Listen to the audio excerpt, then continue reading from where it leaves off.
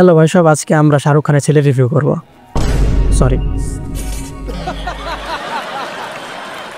শাহরুখ খানের ছেলের না, শাহরুখ খানের ছেলের first directorial review the ব্যাডস of Bollywood, এটা রিভিউ করব। কিছুক্ষণ আগে নেটফ্লিক্সে সেটা রিলিজ পেয়েছে।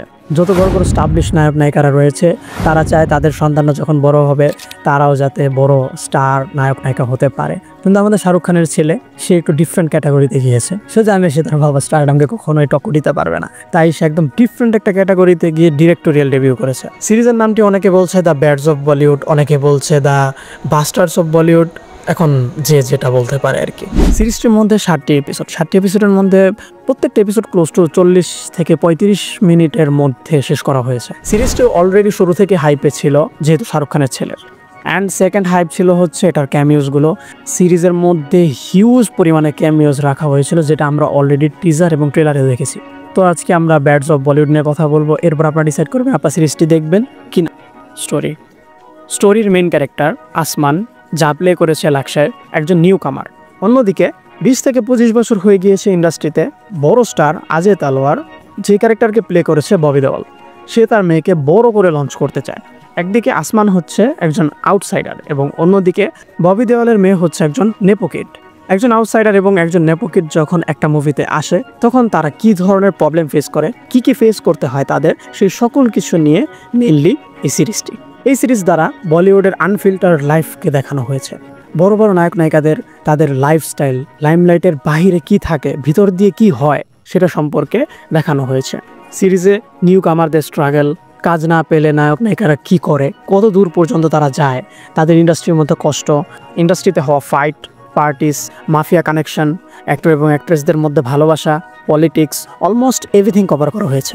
বলতে পারি সিরিজটির নাম ব্যাডস অফ বলিউড না হয়ে দ্য ডার্কস অফ বলিউড হলে ভালো হতো। এখন সিরিজের প্লাস এবং মাইনাস পয়েন্ট নিয়ে কথা বলবো। ফার্স্ট প্লাস পয়েন্ট যদি কথা বলি, অডিয়েন্সদের অনেক কোশ্চেনের উত্তর দিয়ে দেওয়া হয় এই সিরিজের মধ্যে।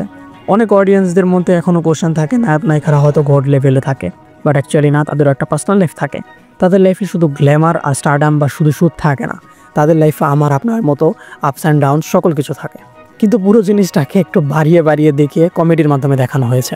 সেকেন্ড পয়েন্টটাকে আপনি প্লাসও ধরতে পারেন, মাইনাসও ধরতে পারেন, অনেকে মিডিয়ামও ধরতে পারে। আমি এটা মিডিয়াম রেঞ্জে বলতে পারি যে এতগুলো ক্যামিও সিরিজের মধ্যে ক্লোজ টু 40 থেকে 50 জন অ্যাক্টরের ক্যামিও হয়েছে, যেটা কিছুটা আমি একটু বেশিও লাগে, বাট দেখতে ভালোই লেগেছে যে পুরো বলিউড একসাথে একটা সিরিজের মধ্যে এসেছে। বলতে পারেন পুরো সিরিজের সবচেয়ে মেইন যার অ্যাক্টিং বেস্ট লেভেলে ছিল, তিনি হচ্ছে মানোজ পাহওয়া।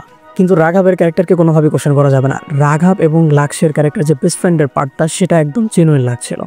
এখন আমরা মাইনাস পয়েন্ট নিয়ে যদি কথা বলি, মাইনাস পয়েন্টের মধ্যে ফার্স্ট পয়েন্ট থাকবে হচ্ছে প্রচুর গালিগালাজ। আপনি 100% আপনার ফ্যামিলি নিয়ে দেখতে পারবেন না, যদি আপনার ফ্যামিলি বেশি চিল না হয় আর কি।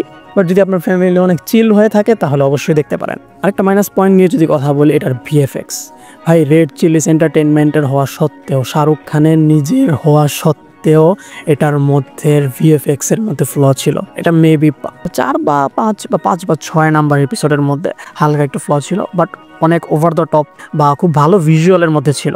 কিন্তু কিছু টাইমে একটু আপ ডাউন করেছে, সেটা অবভিয়াসলি মানার মতো ছিল না। তখন টোনটা সিরিয়াস ছিল, কমেডির মধ্যে ছিল না। এটার একটা ফ্লো নিয়ে যদি কথা বলি, সিরিজটা স্টার্ট হয় একটা জায়গা থেকে, লাইক আপনি একটা লাইফস্টাইল দেখাইতে চেয়েছিলেন, বাট এটা কোত্থেকে যে কোথায় এন্ডিং পর্যন্ত চলে আসে ভাই চিন্তা করা যায় না। আমি লাস্ট পর্যন্ত আস্তে স্পেশালি এন্ডিং দেখার পর I was like what, why, কি হইতেছে, কেন হইতেছে এইসব, সামথিং লাইক দ্যাট। তো লং স্টোরি শর্ট, আপনি যদি শাহরুখ খানের ছেলে ডেবিউ হিসেবে দেখতে চান, যে হ্যাঁ আমি একটা সিরিজ দেখতে চাই, যে হ্যাঁ বড় একজন নায়কের ছেলের ডেবিউ হচ্ছে, সেই হিসেবে দেখতে চান, অবভিয়াসলি দেখতে পারেন। আমার কাছে পার্সোনালি খারাপ লাগেনি, মোটামুটি ভালোই লেগেছে। ব্রেন রট ছিল, আমি মজা পাচ্ছিলাম। অনেকের কাছে হয়তো এটা মজা নাও লাগতে পারে, অনেকের কাছে মনে হবে ওয়াই, কী করলো এটা, বাট পার্সোনালি আমার কাছে মোটামুটি ভালোই লেগেছে। আপনি যদি একটা ব্রেন রট টাইপের একটা সিরিজ দেখতে চান, যেটার মধ্যে সকল কিছু একদম গ্ল্যামারাস, বড় করে বাড়িয়ে ভিজুয়ালি এত কিছু মানে মিক্সচার একটা কিছু দেখতে চান, দেখতে পারেন। ভিডিওটি ভালো লেগে থাকলে অবশ্যই লাইক এবং সাবস্ক্রাইব করবেন, এবং আপনি যদি সিরিজটি দেখে থাকেন আপনার কাছে কেমন লেগেছে অবশ্যই কমেন্ট বক্সে জানাবেন।